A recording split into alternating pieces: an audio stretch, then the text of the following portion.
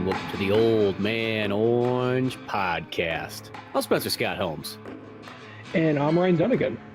And we got a big DC news, and that's not just necessarily a new DC animated movie like you're used to hearing from us, but no, they're talking big stuff. And you know what? I mean, I'm all optimistic and everything like that, but sometimes it's like one of those ones, like, it sounds cool on paper. I hope that they can deliver this plan of action that they sort of got going, because James Gunn, for some reason, James Gunn's become the guy, like the leader of this operation, like the turncoat Marvel guy. It's now become like, it's a weird one. It's like, you know that Jeff Johns is sitting over there, the corner, be like, you know, guys, you hired me that I would tell you everything about comics. Shut the fuck up, Jeff. You're not a real filmmaker. Well, but, you know, I probably wrote more scripts than you have. Oh, he's getting testy now. Look at him. Little Aquaman boy over there. He's got a fucking attitude, I see. Yeah.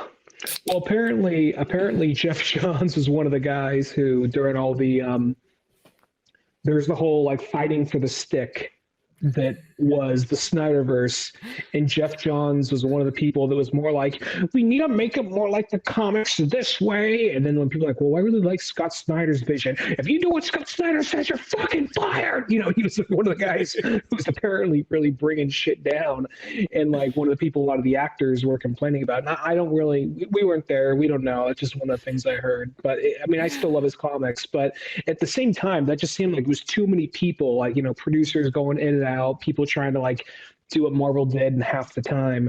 So, you know, and I'm not one of those people who thinks the entire Snyderverse is a clusterfuck. There's movies in there I really like, but I do think this just needs to start over. It just needs a rough, or like at least a soft reboot, you know?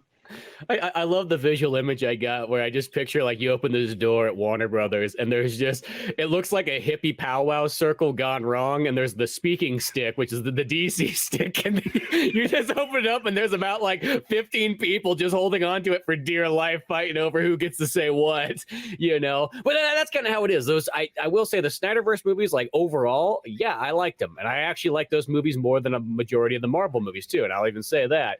But, you know, at the same time, that they are kind of like a train that's flying off the rails in different directions. And at certain points, you're like, wow, that's kind of a cool crash. And other points, you're just like, well, there's some lost lives there now, and so on. Like, so we're not getting that back. So I think it's one of those ones, fresh new tracks, fresh new start. I'm all down for that. You know what I mean? At some point, you got to just do it. Yeah, and I know we're on a limited time here, so I just want to get this part of the way that we can jump on to the main topic rather than where it went wrong, like what the future is and all that. My whole thing with it is it's more of like there was good movies within there, and there's some movies that seemed a little kind of like, you know, but at the exact same time, moving forward, something, even though on whole I think Marvel has done a better job, I don't feel like they need to be as connected as Marvel. There's those first two phases of Marvel where I feel like you could watch movies independently of each other and not need to see every other movie. But now we're at the point where there's a big crossover every movie. There's a point where it felt like a big deal to have one or two characters from another franchise pop in. But now it's commonplace for like 2 or 3 characters from another franchise to be in this, have a main part in this movie. I think it would be something that would be good for this, and I'm not the one calling the shots, and I could handle it either way. But I think something that would be good for this is if they still kind of kept it, you know, it's all in the same universe. Superman mostly does Superman shit. Batman mostly does Batman shit. Swamp Thing mostly does Swamp Thing shit. But then when we get to Justice League or a special movie or like Suicide Squad or something like that, that's where the crossover happens. Or maybe a character that does not have as much of an impact on the entire series. Like maybe a character like Lobo can be a villain in one movie and a member of like the Suicide Squad. He's not usually a Suicide Squad member, but something like that in another movie, you know? Yeah, no, I'm kind of 100% more down for that idea. I like that much more than because that's the only thing that does kind of scare me. Is like, I don't like how it's almost like we're gonna tie everything together. We're gonna make the video games connect. We're gonna make the animated series connect. We're gonna make the TV shows and the movies all, you know, one part. It's like that part right there is kind of like where it's like the downfall is it pigeonholes you into one style, and you can't sometimes then it's like whoever's idea it is for certain things. Now you're kind of stuck with it in the long run. Like sometimes I kind of wish that you sort of had movies. It's like I feel like we're at the point where people can kind of accept that these movies don't have to always like intersect with each other. Like you could have a Batman movie and it can be a spin-off Batman movie. It's a one and doneer. It's you know who Batman is, and then he goes on this one adventure and that's it. And guess what? The next Batman movie, that's something else. Or you have continual stuff, and then you have stuff that can be one and done stuff. The DCU animated movies used to do that pretty darn well. That recently they've kind of fallen into the trap of being a more continual series, but they used to do the thing where it's like here's a continual ones, and then here's the one and done, one shot, different universe, boom. Nope, nobody seems to notice. It's like it's one of those ones. It's all acceptable. Yeah, and the thing I liked is he acknowledged, like, yeah, so moving forward, things that aren't part of the mainstream DC continuity, that's going to be Elseworld. And I like that. So that means we still get kind of like, okay, we'll still be able to see Matt Reeves Batman. It doesn't have to be forced to go hang out with Superman or whoever else. And then we're still going to get experimental DC films, just under a different label. And I think that's fine. That's kind of the way the comics work anyway. So yeah, I'm actually looking forward to this. And there's that period where I think before it was just, don't get me wrong, I've had my complaints about the way the guy is running David Zaslav, the way he's handling HBO Max, and what a merciless prick he's been to like animation departments and all that. At the exact same time, though, I think there's some part of it where it's just kind of like, you know what, I'm just gonna step back. I'll let them do their thing. I trust that they have an idea of what they're going to do. So I feel like that's I think he's just going to get out of the way. Let them go do that. He's already cut costs where he wanted to cut costs. Now it's time to let the creatives, hopefully this is what he's doing. Now it's time to let the creatives do what they do. And yeah, right now some exec at Disney is like banging his head against the wall going, fuck. Knowing Disney, they probably don't care because they're just like, you know what, the DC is gonna, like, in their mind, they just think DC is gonna always slip up. I bet you that's how they think of it as.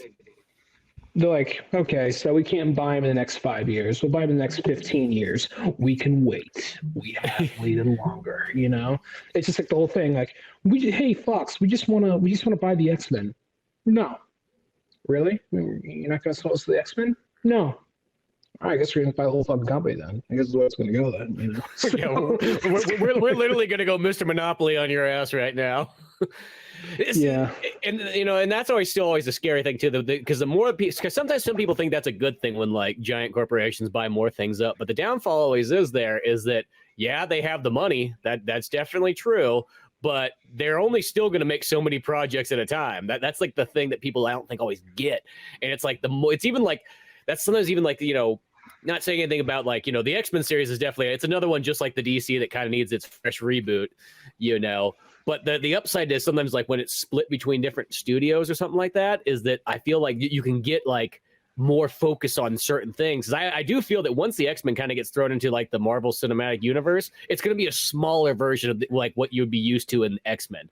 They're going to take like the cherry picked, top 25 characters and work with those, and those other like 495 fucking Pokemon like X-Men out there and are not going to see the light of day, I don't think. Yeah, truth be told though, they already came out with how many X-Men movies at a time, over the course since the first X-Men, they've came out with 11 movies, which is a lot of movies, but at the same time, it's not like they're coming out super frequently. And how many of those characters always kind of like came back or had a notable part? So yeah, we're gonna see the 25 top ones come back, but really, there are those characters. Like, do we really need who gives a fuck about Cannonball at the end of the day? Who's really, some of the characters, I know there's the fans out there, everyone has a favorite. Yeah, I was gonna say, at the same time, let's not go too far on X-Men and Marvel because we only have so much time, so yeah. But the whole thing with this is, I wrote down everything, made a few notes just because I know there's so many things he announced that he's going to forget. I think the TV stuff we can kind of just skim through real quickly because you don't really watch that much television anymore. And I don't watch live action television, so I kind of like when he announces that, I'm like, I could care less. Well, the Lanterns. TV hasn't been good in so long. Yeah, the Lantern thing, I got excited, and then I was like, it's a TV show, and they're making it like, because then I can't remember. He's like, yeah, it's gonna be like a True Detective. I'm like, that sounds stupid. Like, you're gonna take a giant sci-fi opera and say like, yeah, let's make it just like, we'll just try to make it as cheap as possible. And that's literally what it felt like. Like, how can we minus out what makes Green Lantern awesome? Because that's the thing about when you open up a Green Lantern book, that's what's so cool about it. It's like, we're going to go on some cosmic adventure, across the galaxy to some place that I know nothing about. And it's going to be wild. And you never know what to expect next. And it's like, that's what makes Green Lantern so cool. The second that you start grounding it in reality, it's like, I mean, it's cool that it's Jon Stewart and Hal Jordan. I'm like, dude, I was so sold until he dropped the TV notion. And then once he said like True Detective, I'm like, damn it. You know what that just means? That's a budget way to make it cheaper than it really needs to be. I mean, they're going to use the ring like twice an episode, and it's going to be like for small things. I don't know. We'll wait and see. It's too early to really say. And I'm kind of wondering how much of the artwork they showed is cueing in on the style, or what's it going to be.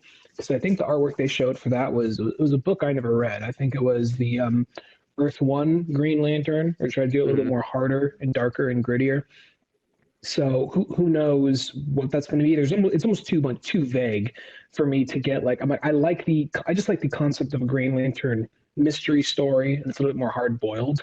They still got to fight an alien. There's still going to be that other stuff in there. Maybe for a minute they go to Earth, and it ties into the bigger story.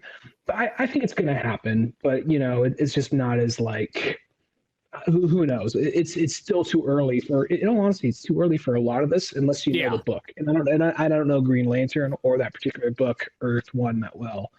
Let's just get this one out of the way, because this one, it could be cool. It could be cool because but the second you try and sell it as Game of Thrones, Paradise Lost, that lost me right there too. That was just like, I'm not watching that then.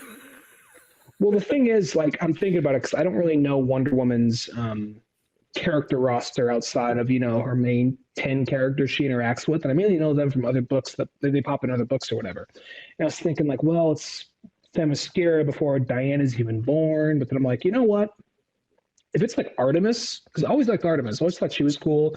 She's a member of the Outlaws, I was like, it'd be cool if it's about her, and we kind of expand on that. But I mean, at the same time, when you do the whole Game of Thrones thing, everybody is doing the Game of Thrones thing. So I'm kind of like, there are shows that have done the Game of Thrones thing well, but it's happened so fucking frequently, and I'm just so over it, so that could still be good. It ruins like animated series, it ruins all kinds of stuff, because it's just like you slow it down, you give this backstabbing to everybody thing, and it's kind of obnoxious, it's like, I don't know, I don't like that slow backstabbing, let's get to the point, like, kind of thing. And the second that he name dropped that, I know why he does, because obviously Game of Thrones makes money. That's why he does it. That's why he's saying it.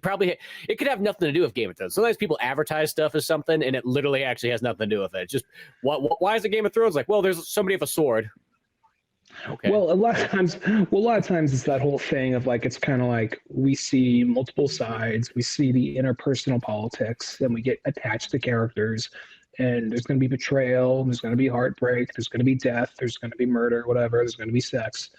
But then a lot of shows, that's not strictly a Game of Thrones thing. Game of Thrones just got really popular for that. There's a lot of other shows that do the same thing.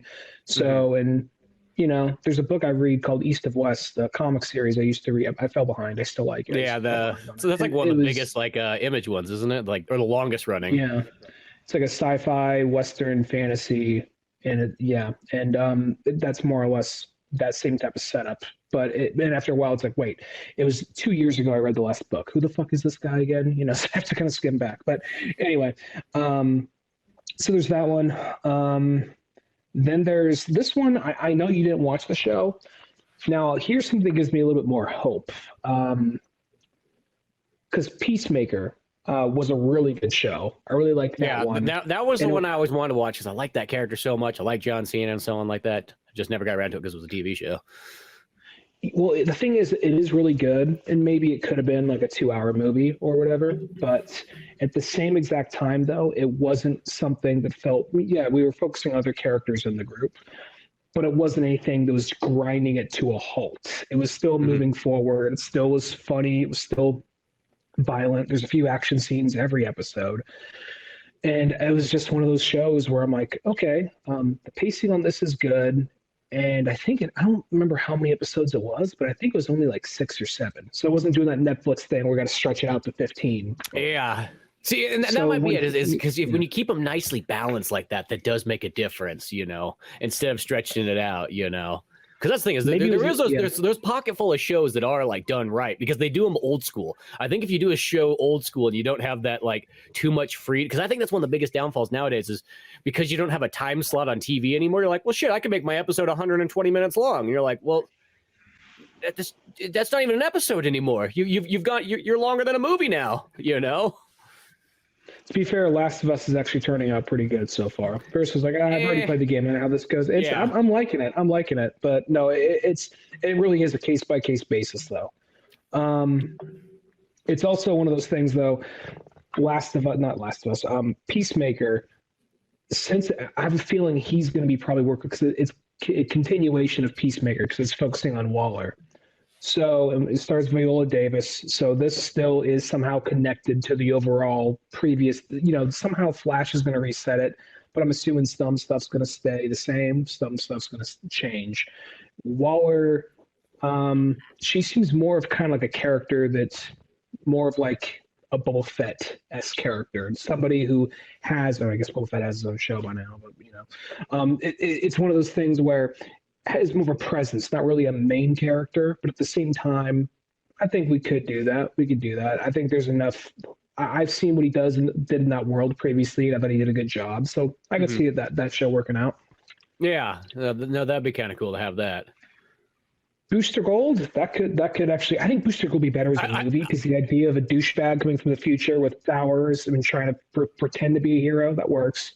Yeah, the Booster Gold one, it's one of those ones like I love the idea of it because I think that character's a cool character and he's always been very underutilized.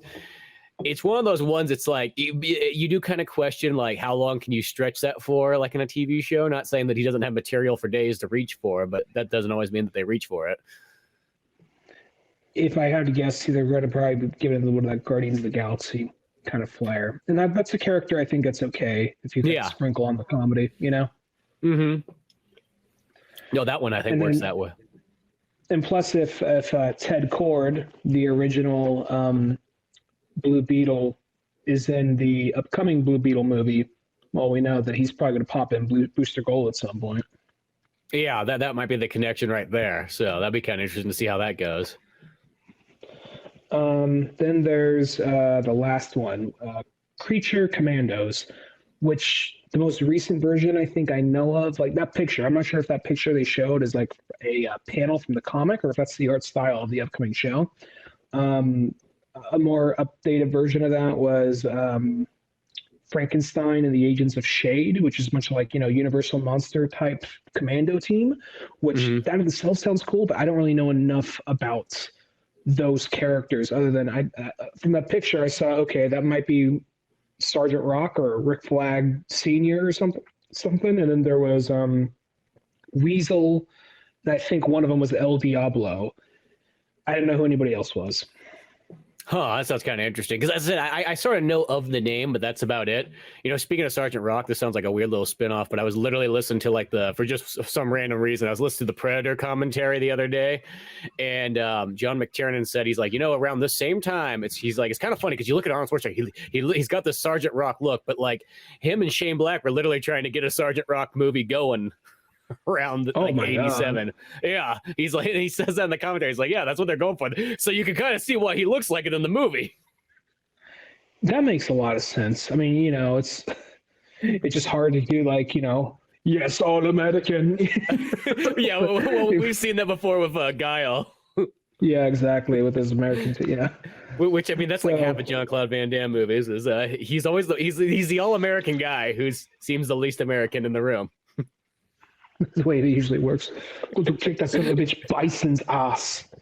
And then we come to was there anything you wanted to add on that? Or as I said, like some of the ideas for the TV shows do sound kind of interesting. It's like the Green Lantern one and stuff. I know it made it sound like I'm putting them down, but like I don't know. I feel like I get misled so much in the TV shows, so I'll keep the open mind towards it. Like maybe the Green Lantern show actually will be pretty sweet, but as I said, it seems like in the last like 10 plus years, it's like there's such few ones. Like I name drop always as like Ash versus the Evil Dead. That was like the pinnacle of like modern TV.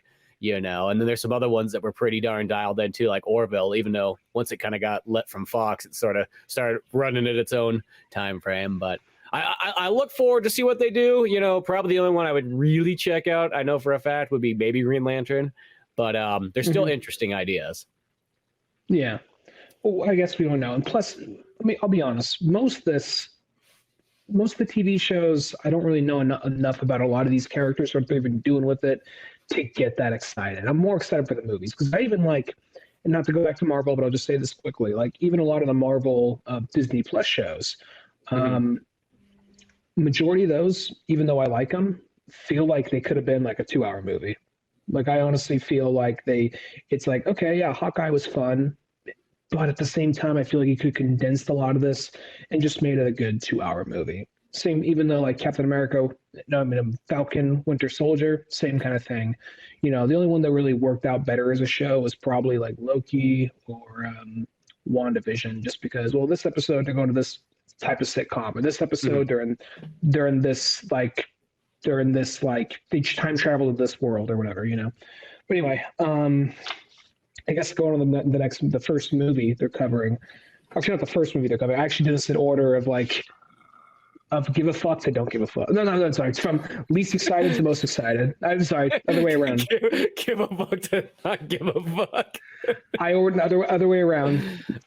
Least excited to most excited. Okay. Then we come to Authority, which is the first movie. Which one was Authority? See, because it was like a 5-minute video, but it felt like it had about like 15 minutes worth of content in it. So Authority was one of they're part of Wildstorm. And they're kind of like the edgy before they got pulled into the DC universe.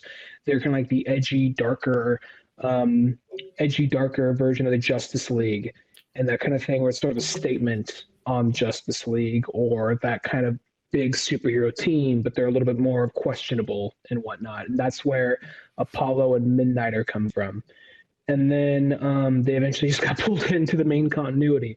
And I think they're one of those books that kind of they pop up once in a while. Like they never have a consistent book like a Wonder Woman or a Superman, but their characters might pop in, or they'll like have like a good run for a while, something to that effect, as far as I know. And it's kind of interesting because I'm thinking about them, and it's like, well, we have the critique of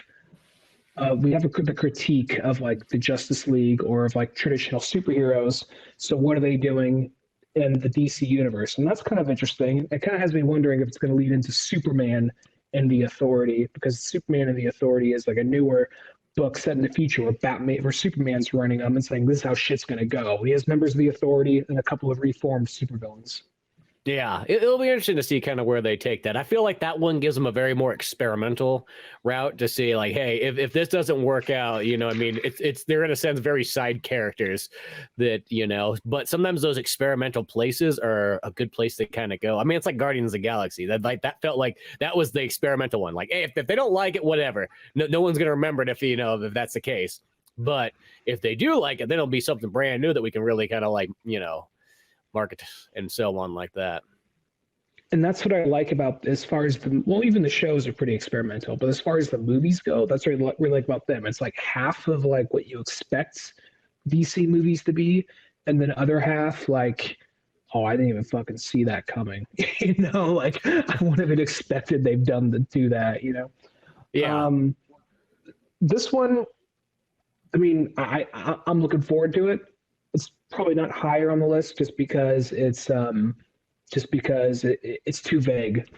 Don't really know what he's doing with it. But Superman Legacy, which is being written by James Gunn, possibly directed. Yeah. And the thing about that one is he's been teasing and showing like the cover and pages from All-Star Superman. But he says it's a book where he's struggling with his human heritage and his Kryptonian heritage, and how does and how do you find your place? How do like good old fashioned, truth, justice, the American way? How do those fit in a cynical world? Which leads me to believe, like, I mean, that's not really as much. There's hints of it, but not really as much of what All-Star Superman is about. But at the same time, I'm wondering if that's going to lead into like, the book, What's So Funny About Truth, Justice, and the American Way, where he goes up against Manchester Black, who is kind of like another version of the Authority, which Manchester Black eventually joins the Authority. So that could maybe link into that somehow. Yeah, so we're getting that. You can see this Authority thing all coming together with Superman and so on. Yeah, but you see what that is. I'm glad just to hear Superman's kind of coming back, because Superman really got put on the back burner for way too long, and even like when he did appear and stuff, it's like, he's still like, Man of Steel 2 just got like thrown out, and all this kind of stuff. It's just like, it just felt like it was too long to not have a proper like Superman movie. It did feel weird having like a mainstay DC universe, and then like, Batman, we'll get back to you. Actually, our new Batman might be Michael Keaton. Like, I thought he was just going to be here for one movie. No, we think it might be Michael Keaton now. Like, he's fucking like 71. Like, the fuck's he doing being 71, running around that fuck? Are you shitting? It's one of those things, like, for like one or two movies, cool. But if like, is he like, if it's like, he's taking like, move aside, kid, I got this, Yeah, exactly, the real man. I mean, 50s. Like, you kind of hate to sort of say it, like this day and age, like you just got to show close shots of Michael Keaton speaking, and then everything else could be CG, and you know what I mean? That would be pretty much like a movie. So every action he does, who cares? you literally only get him for the acting and not for the stunts. After a while, I think, do I really got to put on this fucking suit? Jesus Christ. Just CG it over me. You just see the face tracking, like the mouth tracking. I'm moving around, like a little off. I gotta go take a dump. Just CG whatever you need to over me. I don't think he gets how this exactly works. I know, I saw the fucking special features of Man of Steel. You just CG'd everything onto those characters. I just like the idea of like, like, do you think they have like in the superhero suits, the ones that aren't as easy to get out of, do you think they have like little like, like gold miner ass flap they can just look in the back, like that's covered up by the cape or something? You just like press a button and like you bend over and just like blast off like a shuttle spaceship leaving. There's like those little ass flaps you'd see like in a onesie night, like pajamas or some shit. I bet you that is sort of built in, or they got to have some kind of like quick access. You know what I mean? It's how many super movies have been made by this point? There's got to be a time where it took them like 20 minutes to get into the suit. Like, guys, you're gonna fucking hate me. Like, are you shitting me? Like, yeah, really, I am. Fuck.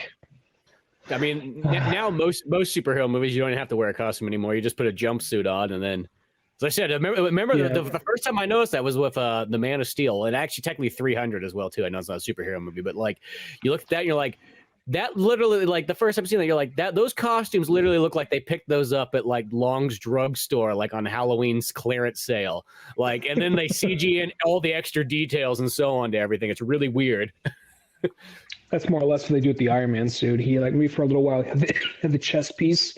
After a while, like, can we just green suit the shit with some dots on it? Yeah. Yeah. And then I guess the next one we got is Swamp Thing, which Swamp Thing's always been one of my favorite characters. But it was kind of vague again what he was talking about. But what has me curious is I'm not sure if he's trying to say anything because he is very social media savvy. But he was showing images of the 2018 winter special. So I'm wondering if that story is going to come into play, where the whole time he's carrying a kid through a blizzard, and the kid keeps on talking like a snow monster is after us. A snow monster. And he keeps on talking with the snow monster, and he's just trying to keep this kid alive. And then he realizes, kid, I was trying to lie to myself the whole time, and I was trying to find another way. But there's something about you that keeps me from forgetting what I'm doing. You're the snow monster. You don't even realize it. And he realizes he has to kill the kid to make this, because the blizzard's been happening. He's all like, it feels like it's only been a few days, but it's been a few years. I've been carrying you through this blizzard. And it says it more. Like, stop fucking up my swamp. Exactly. Stabs them, then all of a sudden some like, you know, some like he like kills the kid, then cues some banjo music. No. Basically it's the sad story. It's Swamp Thing. He's a big old goofy swamp monster. Cued like the stock app, like iTunes Garage, like fucking like banjo sound effects. Exactly. And the old sheriff's always after him. It's got like the Jackie Gleason like looking sheriff from like Smokey and the Bandit. Like Smokey can't ever catch him. For some reason, Swamp Thing's driving a fucking car, sports car. It's green. He does. It's electric. So I didn't realize with this new Swamp Thing movie, you were going with a classic '70s Southern flick, you know, with country music and fast cars. I was going off a very limited run. Like people sometimes think like, oh, he's going to go out on more run. No, there was like a 2-issue run where they didn't pan out, but James Gunn liked it. Yeah. At one point we were going to get Burt Reynolds to play it. But he just said, if you can't CG this suit on me, I ain't fucking doing it. He was way ahead of the time. This was 1986.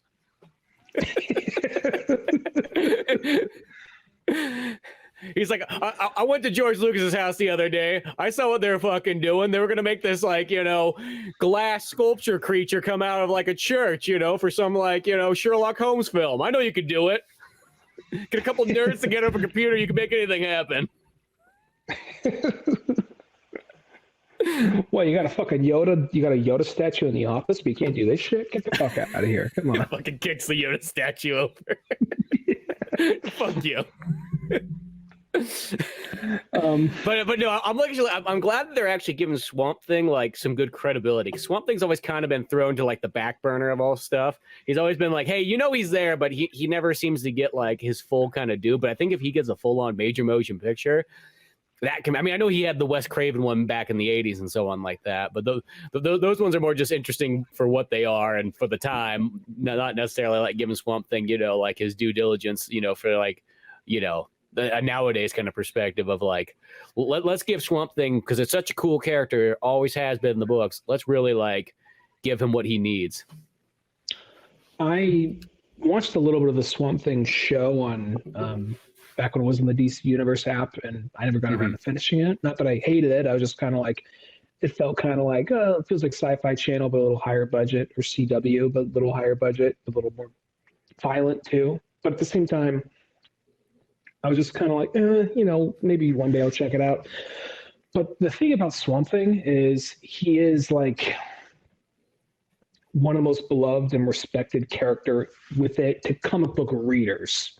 People who read because when you first initially look at a Swamp Thing, like this looks like some holdover, like it came from the deep, like leftover bullshit that would have got swept away and dismissed. But it's like no, dude, it's actually way better and way more personal and way more like introspective than you'd expect it to be. And when people actually check it out, like, oh, this isn't just some typical B monster shit. There is heavier stories here. But I think that's the thing. The Swamp Thing. It's hard to sell people on that. Like, yeah, it's from Marvel or it's from DC. So it's kind of like Marvel just has Man-Thing. So.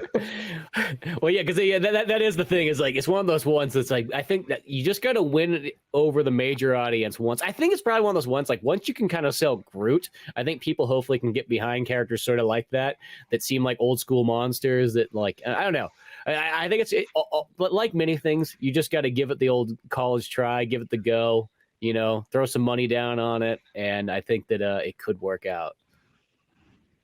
I say fuck Groot. If you can sell Ant-Man, you can sell Swamp Thing. That's true too. I guess you got those, but people are. I mean, I'm not gonna lie. I mean, I was looking forward to the Ant-Man movie, but it was one of those things like, okay, they're probably only gonna make one Ant-Man movie, and they just got to pop in other people's stuff, right? But they're making more of them, that was just kind of what I assumed. So I feel like after, because you just think spiders bite. What the fuck does an ant do? You swat it at a picnic, So I'm just like, real okay. I'm just surprised. I mean, I'm happy. I like the character, but I'm just surprised he took off like he did, even if it is in the hands of like the people it is in, you know. Mm-hmm. Yeah. But yeah, Swamp Thing coming at us, and what else do we got coming there? You got the nice list. Yeah, well, even though I'll say one more thing, I like he said it's going to be a horror movie. It's more of a horror movie than superhero movies. That makes me happy. Well, that's kind of the nice thing is a lot of these things all have a certain genre attached to them. So I think that's what they're hopefully we'll keep them kind of separate from not feeling too much of kind of like the same, but hopefully also not doing the Marvel thing where you can kind of like like some movies have just way too radically different feelings than like other ones do. Yeah. I mean, I still think it will. I'm expecting a little bit more comedy in some of these, probably more so than the Snyder movies, but I think Swamp Thing is going to pull back on that. I mean, you're going to have some levity in Swamp Thing at some point, but, you know, I don't think people are saying, well, he's so crass and he's so, like, vulgar in so many of his movies. I'm like, yeah, but he's smart enough to know when to pull back on that majority of the time, I think. So I think he's going to be doing that with these. And so next one I have, because the very last one, these will probably take up most of the podcast. That's why I saved it for last. But the second to last, Supergirl, Woman of Tomorrow. Now, that's not a comic I've read, but it's by Tom King. And that is apparently a story where, very beloved, it's apparently a sci-fi Western, one of the things I read, space opera style thing, where Supergirl has been marooned on a kryptonite rock, and that was how she survived Krypton, and I'm not sure if she's trying to leave it to go find her Cal. But I just think it's an interesting duality. The idea of like, okay, Superman's not going to be an origin story, but maybe we'll get to see the side of Krypton exploding and all that kind of stuff through Supergirl's perspective, and we see more of the universe that way. And we also get a grittier, like I just like the idea of it being like a grittier story about this lady traveling through space to get to Earth to find her cousin. I just like the idea of that. Yeah, well, the interesting thing there is that that's going to make her feel like she's like, I mean, she's already technically older than Cal, but she's younger because like in the older version, she's like almost like in a cryo, like genic state that keeps her like being like almost a teenager and so on. So now it's like, what's she going to be like 50 years old? Be like, yo, Cal, what's up? I haven't read the book. You sleep on the couch, you let cousin eat, she gets to bed, and the TV just fucking drags it in. Yeah. What you got in this dump of going through the fridge here? You got nothing. You got shit. Well, I'll say this. Yeah, you don't got any fucking cigarettes around here? Well, smoking's not good for you. Oh, look at you. You got an opinion about health? So does every other fucking person on this rock. What you really do to get this penthouse apartment in fucking Metropolis? Don't lie to me. Don't lie to me. You're doing something. Well, what are you really doing? Come on, Yeah, Mr. Funny Pages writer. Yeah. No, there was the thing with her is I did not read the book. If I had to guess, maybe some interstellar shit, like she goes through a wormhole and there's a time jump or something like that, or maybe even something to the effect of maybe she's in cryostasis and she wakes up and then she's on the chunk of Krypton or whatever that's going through space. I'm assuming it's something to that effect to explain that away, because in a lot of the images they're showing her with a sword, and since if they're not by a yellow sun, she probably doesn't have her superpowers. So that means she really has to kind of go through the galaxy for a while without those abilities and try and do things the old-fashioned way. And then maybe at the 0 hour, she gains her abilities because they're by a yellow sun or something to that effect, So I think I don't know. I think there's a lot of things you can do with that. That just sounds like a cool concept to me. Yeah, no, that one does sound kind of interesting. That book even sounded kind of like, well, that seems like one to kind of check out. You know what I mean? Just something kind of different. I mean, that does feel like an Elseworld sort of story. I feel like that does sort of throw off like old school canon, but I think it's kind of cool as an interesting concept. Well, they keep on rebooting shit. Who the fuck knows where it's all? You know what I mean? I can't keep track of the last time where like the whole universe got rebooted, or just this corner of the universe got rebooted, or whatever. I can't keep track of it all this fucking time. At the same time, though, I'll say that it's interesting because Tom King, who wrote the comic, is apparently penning the script. So I'm not sure if it's an exact adaptation. Yeah. See, that's good. Finally, it's like after how many, like 40 years, they finally left, technically longer. They finally figured out, like, oh, if you get the guy that actually writes the comic, there you go. God, such a revolution right there. Jesus. Yeah. I don't know why that's like it's like the gold was sitting there the whole time. And let's be honest, the gold would have cost you much less than any Hollywood writer.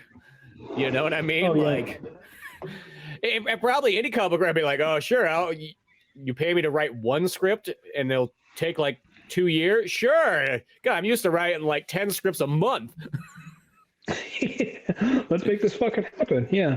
Yeah. And then probably more royalties come with that too. The other thing with it is, I'll say, because I think that's just like a 8-issue series where Tom King, because a lot of people give him shit about his Batman run, even though I like his Batman run, he's not my favorite Batman writer. You know, I like the first half of it, more the latter half. At the exact same time, though, I think all his like single like stories where it's like he wrote that Swamp Thing story I was talking about, and he also did like Mr. Miracle, and he did that Adam Strange one, which I want to check out, but I haven't had a chance to. Like all his standalone, like, oh, this is like just an 8 or like 6 to 12 issue arc. That's all it is. He's really good at those. Those are all fantastic. So that kind of gives me more hope to check out the Supergirl thing. Yeah, well, it's probably also because Tom King, like, he kind of got thrown in when DC was like, let's do double the amount of work that we've, ever done. Because that was that time period where, like, okay, instead of releasing 1 issue a month, let's do 2 issues a month. So, like, the books were just coming out way rapid, speed, like, and, nobody else had to work at, like, that kind of schedule before. So I felt like that almost throws them into, like, those anime or the manga issues where you got this great story, but then after a while, you're like, shit, I just got to turn something out. You know what I mean? Like that deadline's coming. I mean, Americans still get twice as long as Japan would on even that rate, but it's one of those ones where it's just like at the end of the day, I think you just get to that point where you're like, fuck it. What's going to happen? Batman's going to fight Bane for the next 36 issues. I don't care. Yeah. Well, it was something to the effect of like, because there's a great, when he and Bane first fight each other at the beginning of the run, it's awesome. But then it becomes like all this Bane shit all over again for like the last half of it. Like, not last half, last quarter. It's because he comes back to all he knows. He's like, I'm so burnt out. Bane, Batman, no. Exactly. But it's more of like, it was more of like down to the degree of like every little thing, like, oh, everything was connected. I knew that she would say that Holly Robinson or whoever would say this to Catwoman, and that would make her second guess her marriage with Batman. So she would leave Batman at the altar, and then Batman would be like, I'm sad now. And that'll give me a vulnerable moment for Batman to come and attack me. And then he would get kicked out by Commissioner Gordon and all this and that, so he just had like this crazy over the top, like Batman plans for everything. But even Batman, like, dude, this is too fucking much. You know what I mean? So it was just kind of like to that level, which I thought was ridiculous. But it leads on to our last book here, movie. Batman Brave and the Bold.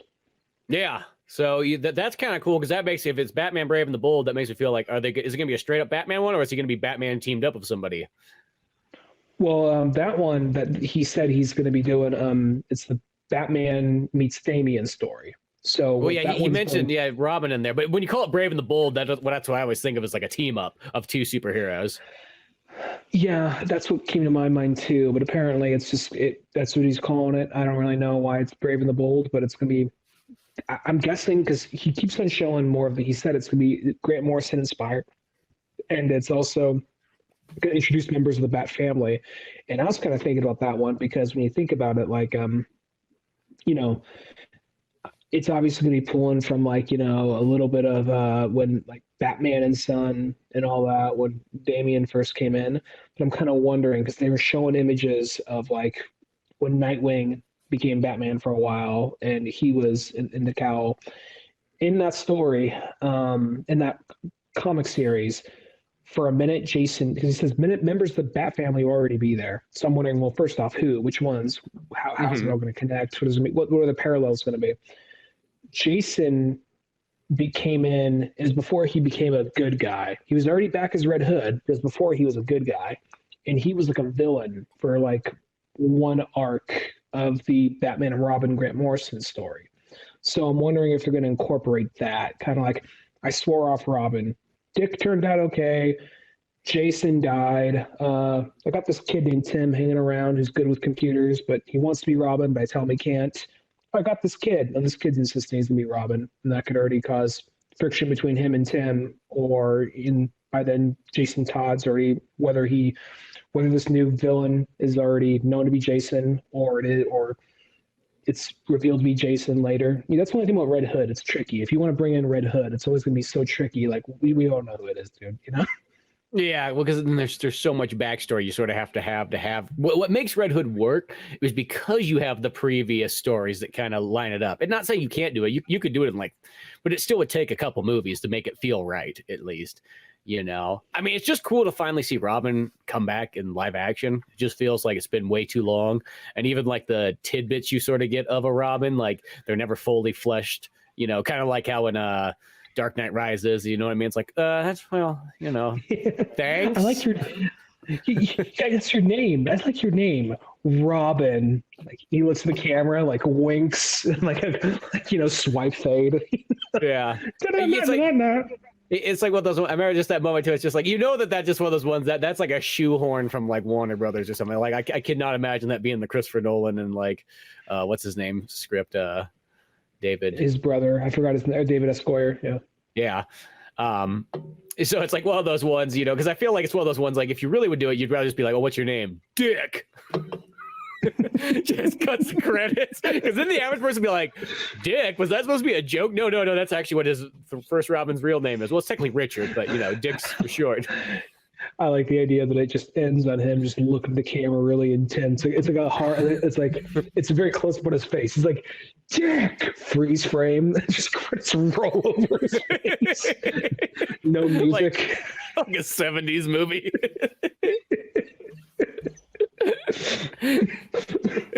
That was probably the test screening one, and Warner Brothers is like, can we just call him Robin? That's what people know him as. That's not his actual name. That's the superhero name. What's the fucking difference?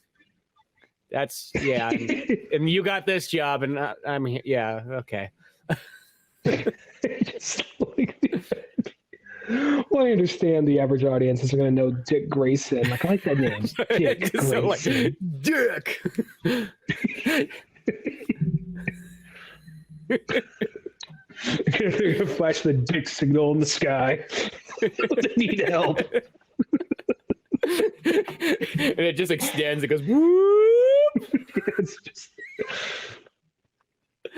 Well, what is it? Well, we have this guy from like a carnival. He's blowing up like those like animal time balloons, and it just when it stretches out, he does it in front of the light. Just Jim Gordon up there. That or when that guy's off. Well, guess what? Well, let me zips down. Yeah, it's like one time Harvey Bullock said he had to go up there and he wasn't going to tie no balloon animals, so he just said he got creative. I felt his best not to ask what he did next. It was a little cold that night, so he was like, "You're not going to slap it around. I gotta make it alive. I don't want it to like come up like just that much. Not just that much. I want all the way out. Okay." Somebody walks in and I'm like, no, I just want it to look bigger. That's all it is. Okay. It's like, this is like the first 10 minutes of like, we're like, we need to get Dick Grayson out of the way real quick so that we can get into Damian. What does that have to do with anything? I don't know. We just thought James Gunn thought it'd be funny. I think that what they're going to do is, well, he's going to be a younger Batman, younger than Ben Affleck, but he's probably going to be early 30s, if I had to guess. So it's probably like, he met Talia when he was younger, and by now maybe, God, I mean, I don't even know if they're going to have, I mean, the Red Hood thing is more of a long shot. I think it's likely Dick has already been Robin, already been moved on to become Nightwing. If Jason Todd is even Red Hood, becomes Red Hood, I'm almost thinking Red Hood won't be not in a major motion picture. That's too many Robins at once. I think that maybe they're going to definitely consolidate. Movie. Yeah, I'm just thinking of something like he swears off why there's never going to be a Robin, and you have like Robin thought to be dead is the villain or one of the villains of it, you know? Yeah, I mean, they could do that thing where you actually don't have Dick Grayson then, and you just have a Jason Todd or a Jason Todd like whoever it ends up being, you know. Or we all know who it's not going to be. It's not going to be Tim Drake. Yeah. No, it's not going to be Tim. But we just know. But he said there's going to be members of the Bat family already in the movie. So that's something right there. I'm just wondering. I'm not expecting spoiler. I'm not expecting Tim Drake. I'm not expecting like Cassandra Cain or even Barbara. Maybe Barbara. Barbara could probably fit in. But yeah. It's just there's too many characters to like get in there for the first movie with no other context. I mean, I could just see it being like, you know, I could see Dick Grayson because I think he fits in, and I think there's a lot of work you'd have to do, but I think it could be. I'm just thinking for the theme, it would make sense. You know, like I swore off the role of Robin since you know Jason died, and like, oh, Jason's the bad guy, you know, but at the exact same time, that also might be a bit much. They just might make it Ra's al Ghul, Talia al Ghul. What if they pulled some of the really weird villains from that Grant Morrison arc? What if they pull like the Flamingo or something like that? You know. Yeah, exactly. I mean, I feel it's one of those ones you gotta be careful not to think too much. Like, oh boy, what if they do this and that? Because you know, it's like, no, they're definitely gonna still deal like you know, kind of baby step it in. It's you know, it's one step forward always. Sometimes you know, one step forward, two steps back. But well, who knows what? Apparently, the whole like because you know they had a meeting with Matt Reeves, and apparently they had a meeting with them so to make sure they didn't step on each other's toes, make sure they didn't use a bunch of the same characters other than Batman. Like, okay, so we're going to use Batman for this one. Well, I was going to use Batman for this one. Fuck. Well, you know, I mean, I'm pretty sure it's like, okay, you're not going to use Hush. Oh, we'll use Hush. Okay, are you going to use? Matt Reeves strikes me as a guy who's probably he might reach in a toy box and pull out like one or two like oddball characters, but he seems like a guy who likes the classical characters. So, so I mean, all in all, I think this still sounds like interesting stuff. If anything, you know, it's one of those ones that I hope it all kind of works out, and I hope it doesn't peter out. Well, actually, then there's a couple other movies. There's Aquaman 2. Oh, but that's all stuff they already announced. This is just the thing. Oh, okay, yeah. Okay, never mind. I was just saying, it was stuff like, I know there's some other things in there because I love how Aquaman's like one of those ones. He's like the Green Lantern of like New 52, where like nothing's changed. You know what I mean? Like everybody else's world's radically changed. No. Aquaman still. I think it's also because you know when you think about that first Aquaman movie, really actually has no relevance to like anything else. It's a total standalone movie, almost as much as anything. So it can kind of almost incorporate in here, and you don't even have to sort of mention the in between stuff. And I think he said the same thing about Shazam. Like Shazam's not going nowhere because he has hardly interacted with, aside from one faceless Superman so far. So, yeah, that's it. You know, but so those ones can kind of come in, and the Flash is supposed to fix all like the other. In whatever other choices they need to have fixed, they're going to fix it all in the Flash movie, and whenever the hell that's supposed to come out. Movie it's been in development for like 7 years. 3 years. Yeah. Yeah. It's like one of those ones. I felt like we've known about that movie since like before Batman v Superman. I feel like because they were talking about like a Flashpoint movie for like a while. You're like, oh, okay, cool. And then like I'm like, yeah, it's happening. Oh, that Michael Keaton's going to be in his Batman. Like, shit, really? Okay, cool. And then I'm like, thinking back on it. God, that was like literally 3 years ago. I think we got our first like picture or something of that. Oh God, Jesus. Yeah, holy shit. That movie's been like just sitting like in a vault almost for like 2 years by now.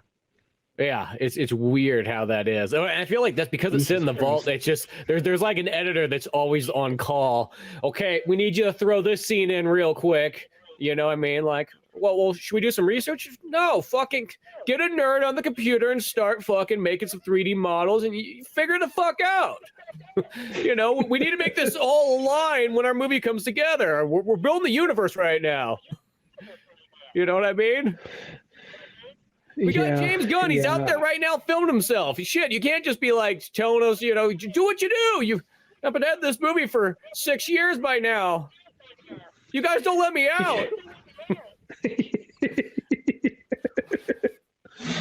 At the point where you're just like, here's some food. Like, this isn't even real food. CG some food on there. Just a plate. It's a green plate with some dots on it.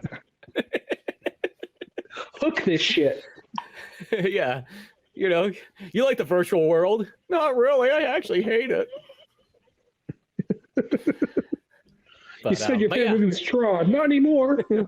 It was, but that was a long time ago. Oh, yeah. Oh, in a galaxy far, far away. Shut the fuck up, you nerd. Slams the door on him. That's Lights a different franchise.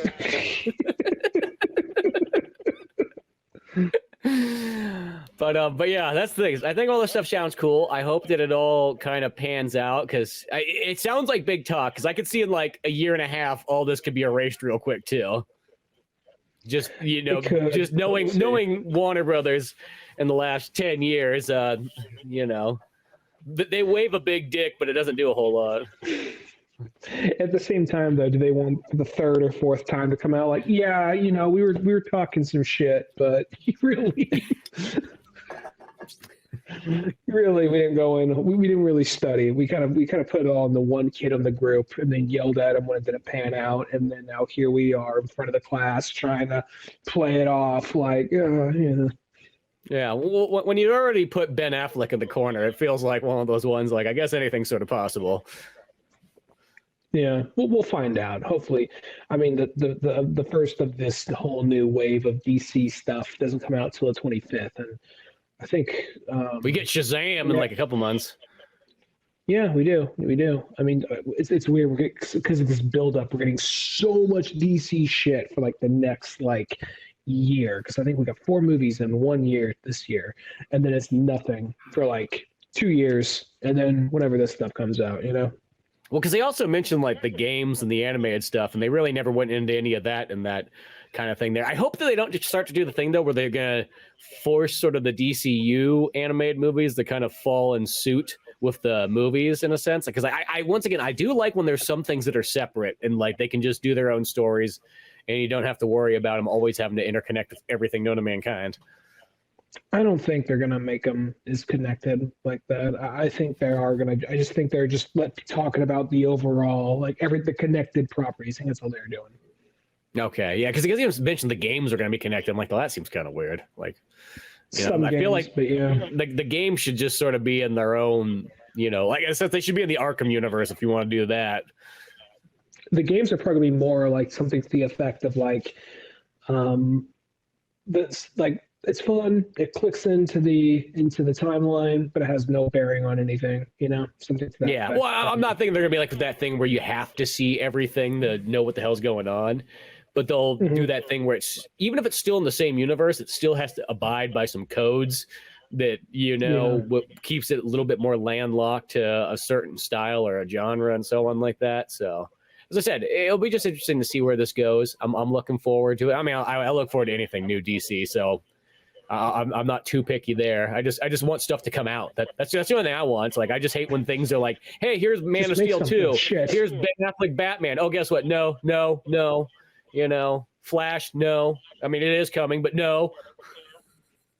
This is too much of this. It's just like just make stuff. And the thing is, the more you make, the more different things you can do. Like I don't know. I feel like, sometimes there's a thing where like just the quantity will sometimes even outweigh things. If you just let people do their thing and just, hey, if one doesn't work out the way you think, there's always another one. I know that the guy with the fucking $100 million checkbook is not thinking the same way. You're sure there's going to be enough money for the next one, right? As he's writing the fucking check out. Yeah. We're artists. We know how to use money well. Said no artist generally in any story. Yeah. No, I it's too early to really say. I think they'll at least get a few of these things out. We'll see where it goes from there. But as long as long as the world doesn't blow between here and there, I think it's likely to happen. But who knows? Yeah. Good times ahead. I mean, shit, we got more DC stuff coming up next. Next week, we could jump into DC, whatever, the Legion of the Superheroes DCU anime week, to Ryan's favorite books of all, Legion, because he likes hip teenagers from the future. That might be just me reacting and you explaining it to me because right now I don't know if I can bring myself to spend money on that shit right now. So we'll see. And granted, Supergirl and the Legion. Yeah, that's what I mean. Balance it out, I feel like it's gonna balance its way. I think this might be the break-in Legion, because I myself have always thought Legion was kind of weird too, but it's one of those ones. It's a DCU movie. I feel it feels wrong if there's something I'm gonna spend my money on like quarterly, consecutively. You could literally bet on me doing it. It's a DCU movie. Or a DCU animated movie. Well, I'll be there for the episode. I can't say that I'm actually going to spend money like $20 to make. You if could it's rent it. You could be a cheap bastard and spend $2.99. You could be an even cheaper. You could be a European and just steal it. No, I can't. See, you got American ethics. That's the thing. It's like you always talk about like people in other countries like, oh yeah, I just download off the internet. You're like, oh, I mean, I'm not saying the Americans don't do that, but most people still go out and spend money. Oh, that's interesting. I don't really. I mean, it's also things here are just it's hard to find. Like I think I won't go into it, but some things are harder to find here because of the streaming service, that streaming service, or you can't buy it or rent it here. If you do, you can only get it in this language or that language. They don't even have English subtitles for some reason. So, but it's one of those things. England was number one. You know what I mean? Well, no, it's one of those things like it's case by case basis. They don't all have that, so that's a maybe. But I just know day one I don't want to spend like $20 for a Legion movie. So that's how I know. We'll see. This is a vote with your dollars kind of situation, okay? And I'm sending a message to DC. I don't really. Maybe if the live action Legion movie comes out, it's cool. Maybe I'll check it out. I'll probably check it out. But this. We'll see. Right? Yeah, I don't know. There's been some interesting ones that I bought before that, and there's always the ones that surprise you. So I like to be open-minded. So that's what I stick with. Open-minded, and I'll buy them all. I got that Pokemon philosophy in there too. That science kind of builds up. But yeah, nothing but more good DC stuff coming along the way, even if it's tough to get in certain locations. But you know what? That's okay, because there's always fun stuff to be had. But go to oldmanorange.com for more podcasts, comic books like Pizza Boys. I got the new Ninjutsu Sunrise issue out there. You can find that on Amazon, which, Kindle, Comixology, whatever the hell you want to call it nowadays, along with other good places coming out on Indie Planet for prints at some point. But till then, I'm Spencer Scott Holmes. And I'm Ryan Tunnigan. And we'll see you some other time. Later, folks.